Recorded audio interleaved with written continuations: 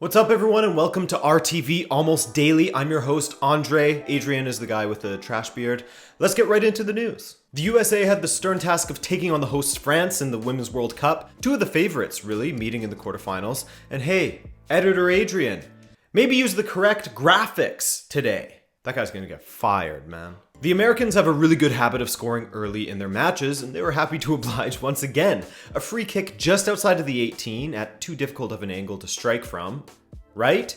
Was hit into the box with pace from Megan Rapinoe and went completely untouched, including from the French keeper Bouhadi and into the goal. 5 minutes in and it was already USA 1, France 0. The French got better and better and a little less shook as the half went on, causing problems for the American back line the closer it got to halftime. Crystal Dunn was a standout for the Americans in this match. She was great at left back. After the half, the Americans came out strong, just as they did in the first half, forcing a save out of Bouhadi, Morgan having a shot blocked by Henry, etc. But despite that strong start, France absolutely dominated the US from then on, whipping in dangerous crosses for the Americans to deal with, playing diagonal balls through the likes of Diani and Lissomé. The Americans were basically just counterattacking in the second half. But completely against the run of play, Tobin Heath got behind the French defenders and cut the ball across the box for who else but Megan Rapinoe to score the USA's second of the match, her fifth of the tournament, and the French defense were everywhere, stretched thin, and Rapinoe was completely alone at the back post. Amazingly, those 5 goals came from just 5 strikes on target. That's crazy. Economical. But France had a late push that saw them get a goal in the 81st minute when Wendy Renard climbed above Rapinoe. Massive mismatch there to head a French free kick past Nair. And from here until the final kick of the match, it was all France basically, with the US looking shell-shocked and incapable of holding onto the ball for more than a few passes. And in the 85th minute, Madry's cross hit Kelly O'Hara's arm, but since her arm was at her side, as per the new ruling of the natural silhouette, it wasn't a penalty for me. Had her arm been further from her side, pen, but letter of the law here, no pen. Just as it wasn't when Torres' daughter had one. But the thing is, there's inconsistent refereeing in this regard, as almost the exact same thing happened in the Netherlands versus Japan match, and the penalty was given for the Netherlands.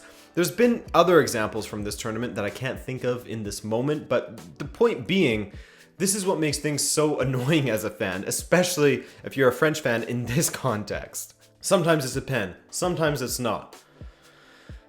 I also should mention the USA's goal that was disallowed for offside. As you can see here, it's hard to say if the American attacker's foot was really beyond the French defender's foot. Like, it's millimeters if it is. Just a couple of pixels offside. Maybe her big toenail was offside or something like that. Remember when there was close offside calls like this and they would always say to give the advantage to the attacker? I really miss those days. Those are the rules I grew up with, as well as shite volunteer linesmen that were always biased. So ultimately, the French didn't show up like they would have wanted to. They only really caused major problems for the USA in the second half, mostly in the last 10 to 15 minutes, which is way too late. The USA didn't look comfortable and at times lacked composure defensively, but they took their chances when they came up. And hey, maybe could have had a third if not for that offside, just like France could have had a second if the refereeing was consistent in this tournament. Inconsistent, I guess. Not sure which. Basically, that's my thesis from this summer. Even with the introduction of VAR, there's still a ton of room for interpretation from referees, and nobody seems to be on the same page or happy with the calls. Hey, at least nobody's happy, right? So, the Americans advanced to take on England in the semifinals, and today you can see who the first teams in the semis from the other side of the bracket will be. I guess the only teams from the other side of the bracket. Italy take on the Netherlands bright and early, and Sweden take on Germany. Big day.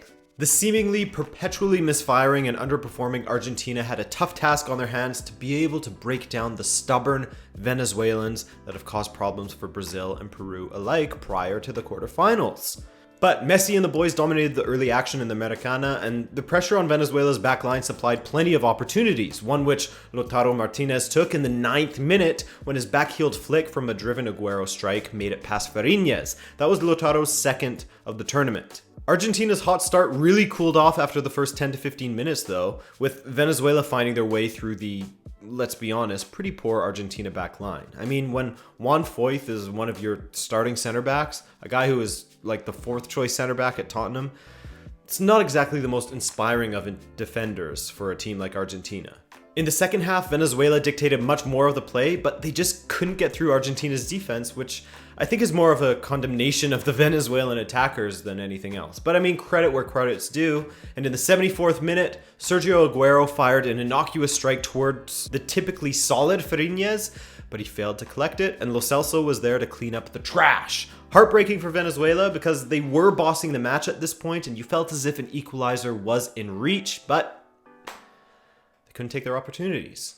Venezuela were the architects of their own demise in some senses, as they did manage to create some decent opportunities for themselves, but decent opportunities that they failed to take advantage of. Plus, it also helps Argentina's cause that Armani was in form in goal, so when the Venezuelans did get through to him, he was on it. So again, Argentina aren't very good in this tournament. Nothing new there, but they make it through to face Brazil in the semifinals.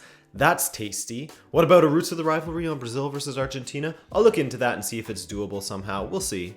So, Chile versus Colombia, and it was strange to me to see Duvan on the bench with old man Falcao getting the start. Colombia looked decent on the ball to start, but it was Chile that came closest, forcing 2 big saves out of Ospina before Arengue scored.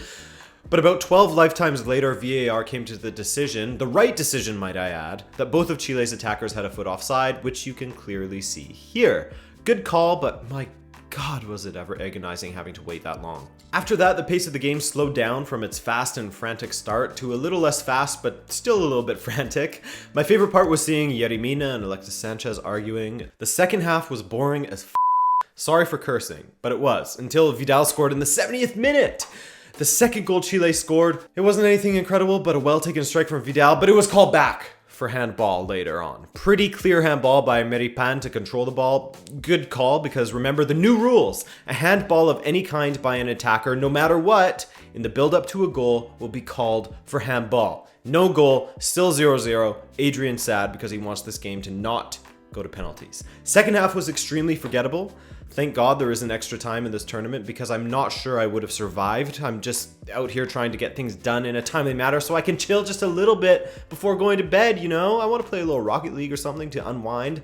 And Chile versus Colombia was holding me back against my will, and I am not here for that. So it was penalties in the end, and instead of saying every player who converted, let's look at the failed conversions. These penalties were actually pretty well taken, besides Cuadrado and James, who slipped into the goal. But the first player to fail to convert was William Tecillo from Colombia, basically replicating Firmino's penalty from the day before, meaning Alexis had the chance to put Chile through, and he did. Chile through thanks to pens, and they will face the winner of the Uruguay versus Peru match, which is going down today. But, I mean, Chile deserved that win, to be honest. Colombia didn't do a thing in this match. In Egypt, Group E action between Mali and Tunisia started the proceedings on Friday, with Mali coming into this one off of a big 4-1 win over Mauritania, and Tunisia off of a big 1-1 draw with Angola. Tunisia almost went ahead in just 5 minutes in when Wabi Kazri struck a free kick so sweetly, but it didn't find the net, just found crossbar. Too bad for Kazri. Better luck next time, perhaps? Foreshadowing, perhaps? There were very few opportunities in the first half, many speculative strikes, a header that landed on the roof of the net, stuff like that. Not a lot of fun stuff. Just the almost fun stuff. But in the second half, both teams turned it up. Well, mostly Mali, to be honest, as they had some making up to do for the first half. And Tunisia's keeper had some apologizing to do to his teammates after the match, after he let a curling corner kick from Samaseku go through his hands and into the goal. Inexcusable. I'm sorry, but Tunisia seems to have some crap keepers from what I've seen from them. Thankfully for him, though, there was better luck next time for Kazri in Tunisia, as he hit a free kick that was deflected off of the wall and into the goal. 1-1. Merega had 2 chances at the end of the match, but Meregol, as he's known as to some, was Mereg, go home and think about your finishing.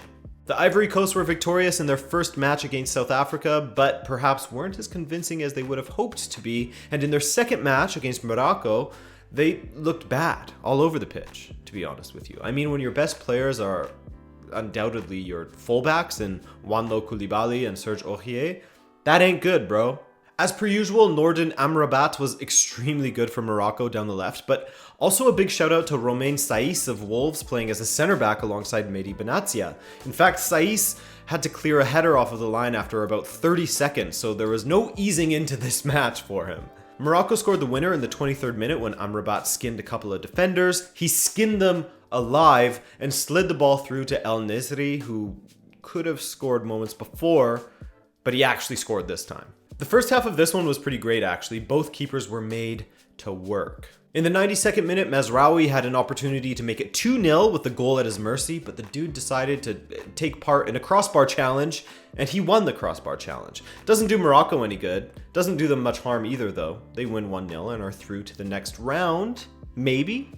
Probably. I mean, yeah, probably. All they need is a point against South Africa. Well, South Africa could get through with just a point as well if the Ivory Coast loses Namibia, as they beat Namibia 1-0 in the other match from yesterday's Group D. I didn't catch any of this one. I'm sorry to all the Namibia and Bafana fans. I did see the goal that Zungu scored, though, completely unmarked at the back post from the corner kick. So yeah, South Africa, Cote d'Ivoire, and Morocco. Cote d'Ivoire, what am I doing? I'm reverting back to Quebec. Ivory Coast and Morocco are still with a chance to go through. Morocco's basically through. So today's matches for all of you Cup of Nations heads out there: Mauritania versus Angola, Cameroon versus Ghana is the tastiest of the trio, and finally, Guinea-Bissau versus Benin. Okay everyone, that's it from me. My name is Andre, the Clean Shaven, and I will see you again tomorrow for another vid. Double upload coming at you soon. Could be today, could be tomorrow. Later.